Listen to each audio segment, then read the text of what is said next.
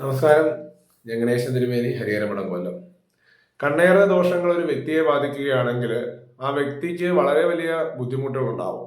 കാഴ്ച മങ്ങുന്ന സാഹചര്യം, മുടി കൊഴിയുന്ന അവസ്ഥ, ആരോഗ്യപരമായിട്ട് വളരെ ബുദ്ധിമുട്ടുകൾ നേരിടുകയും പെട്ടെന്ന് ദേഷ്യങ്ങൾ ഉണ്ടാവുകയും സാമ്പത്തികമായിട്ടും ശാരീരികമായിട്ടും പലതരത്തിലുള്ള പ്രതിസന്ധികൾ ഉണ്ടാവുകയും ചെയ്യും. അതുപോലെ തന്നെ കുടുംബത്തിൽ തന്നെ വളരെ വലിയ ബുദ്ധിമുട്ടുകളും സുഹൃത്തുക്കളുമായിട്ട് വരെ പലതരത്തിലുള്ള തർക്കങ്ങളും ഉണ്ടാവും.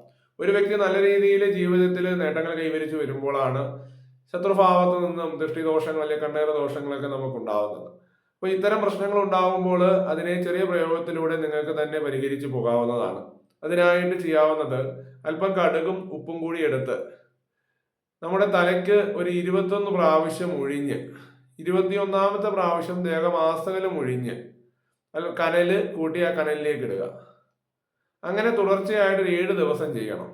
ഇങ്ങനെ 7 ദിവസം ചെയ്യുമ്പോൾ അടുത്തുള്ള ഒരു ഭദ്രകാളി ക്ഷേത്രത്തിലോ അല്ലെങ്കിൽ ദുർഗാദേവി ക്ഷേത്രത്തിലോ രക്തപുഷ്പാഞ്ജലിയോ കുങ്കുമാർച്ചനയോ നടത്തുകയും ആ പ്രസാദം സ്വീകരിക്കുകയും ചെയ്യണം.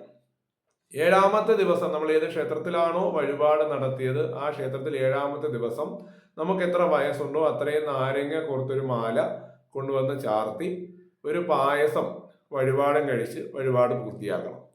ഇത്തരത്തിൽ ചെയ്യുകയാണെങ്കിൽ കണ്ണേറ് ദോഷങ്ങളൊക്കെ ഏകദേശം നമുക്ക് നമ്മളിൽ നിന്ന് വിട്ടകന്ന് പോകുന്നതാണ്.